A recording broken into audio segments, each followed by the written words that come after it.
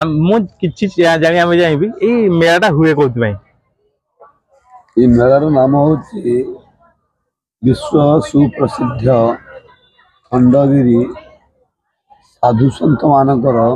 कुंभ महामेला। आज्ञा मेलाटी ना कुंभ बोले तो कलसी मेला बोले तो एक रु अधिक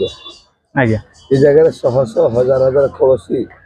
शह शह हजार हजार साधु सत मान बसई नाम यज्ञ ध्वनि जप तप ध्यान धारणा यू करती बोली पीठ क्षेत्र से समय से दिन 9 दिन कुंभ महामेला नाम आज्ञा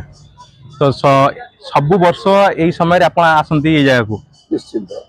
प्रति वर्ष बोली नुहे मेलाटा हुए प्रति वर्ष आज्ञा आम प्रति मासे 15 दिन 8 दिन जावासिया थाए